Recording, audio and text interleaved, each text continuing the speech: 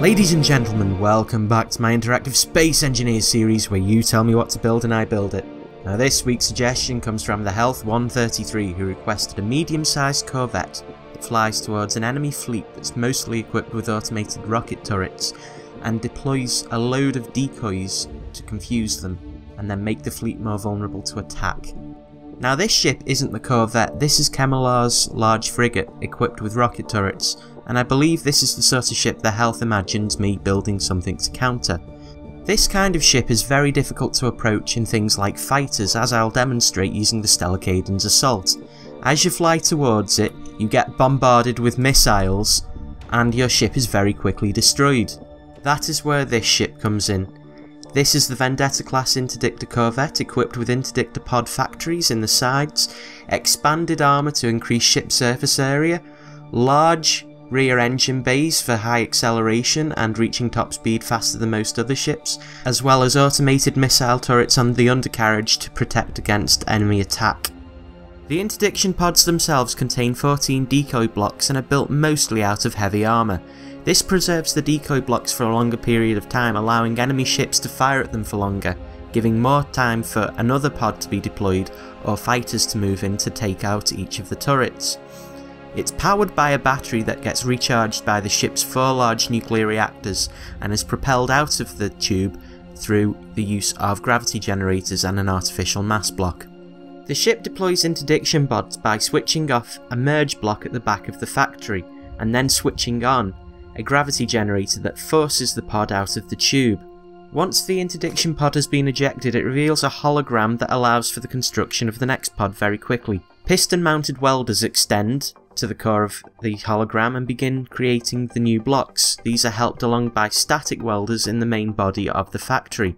These very quickly create the next pod, which can be deployed shortly after the first one, creating a long stream of decoy pods.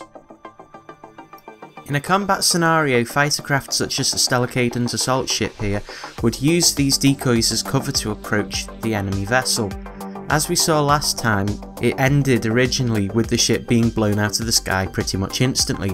However, in this instance we can fly right up to the ship and we can see that the missile turrets are constantly being distracted by the presence of the decoy blocks.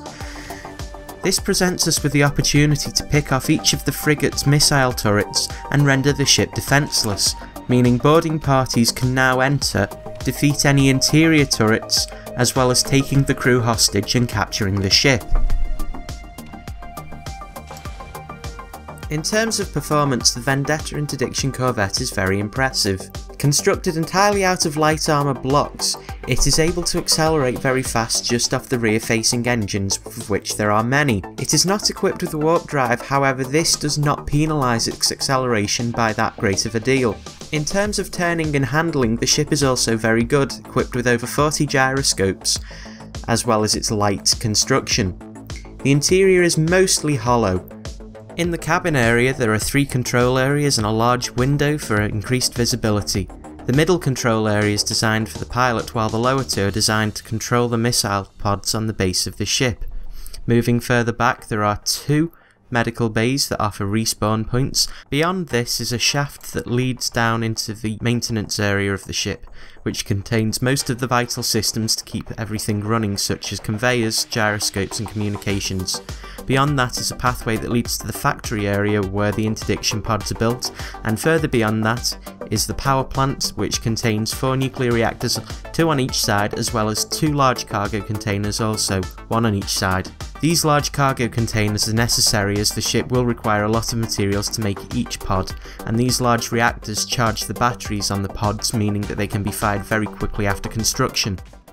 Let me know what you thought of the Vendetta Interdiction Corvette in the comments section below, and be sure to leave any suggestions for future improvements to this ship or new ships altogether. If you are enjoying the series, be sure to leave a like, favourite, comment and subscribe, and I shall see you next time.